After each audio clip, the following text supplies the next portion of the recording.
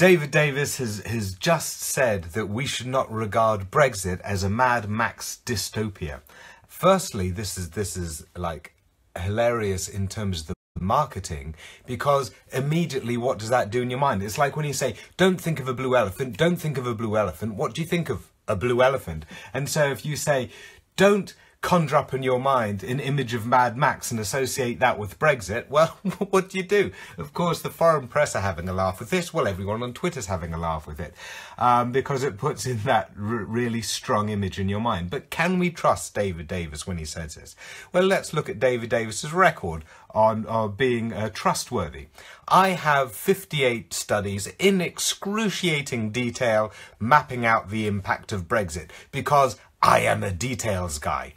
That gets forced out? No, we don't have any studies on Brexit in any sectors because I don't care about details, because all projections are wrong anyway. David Davis is also the one who said, if Damien Green gets fired, I'm walking out of here. Damien Green then gets fired and David Davis doesn't.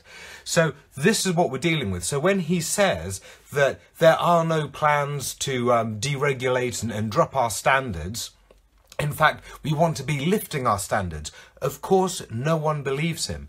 Because there has been this long history of we need Brexit for a bonfire of red tape, a bonfire of regulations. That was all part of the rhetoric to unshackle ourselves from the EU. And then Theresa May doubled down on this with her Lancaster House speech. If we don't get what we want from the EU, we will become a tax haven. She then later took it back. But then you've got Boris Johnson, who's been recently saying, we need to be free of the EU in all forms so that we can deregulate. And then you had Michael Gove saying, oh no, we won't be dropping our standards. But then his friend Daniel Hannan, who set up the Institute for Free Trade, which had to be renamed to the Initiative for Free Trade because it wasn't a formal institute, he's busy cooking up a shadow trade team with right-wing colleagues in the US, looking about how you could deregulate the whole thing for their ideal version of free trade, and that has now been leaked. So, of course, nobody trusts him on this particular issue. Or they may feign that they trust him, like I think it was the Swedish ambassador said, of course we trust David Davis, but we don't know who's going to come after him. Therefore, we want slightly stronger guarantees than just words here. And this is why the EU are asking for this level playing field, which they would like the UK to sign up to, just so that they all don't get undercut by us pulling jokes at a later stage.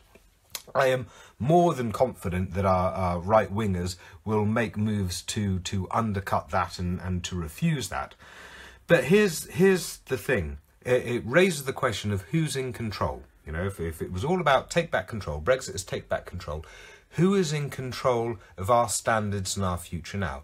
Is it the public? When we can't get access to these impact studies, and then when we do, they're non-existent? Is it Parliament, who had similar problems of being locked out of the conversation, especially when Theresa May wanted repeatedly executive powers? Is it even British businesses who were saying, listen, we don't want deregulation, we want to keep to the standards that we have built up with our European partners? Look at them saying that in medicines, look at them saying that in chemicals, look at the nuclear industry saying that, and yet that is all being scrapped. So who is in control?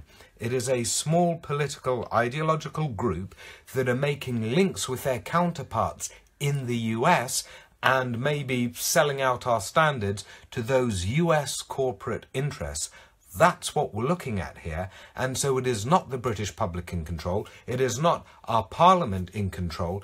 It is people like Liam Fox who are looking to set up this trade deal off the radar, without parliamentary scrutiny, without public scrutiny, and that is a vassal state, and that is loss of control if that's how it all goes through. So when David Davis says we're not going to become a Mad Max country, well, to a degree, unless we have sensible policies and balances and checks, stopping a lot of these developments that the British public and British businesses and British Parliament don't want, that's kind of where we're going.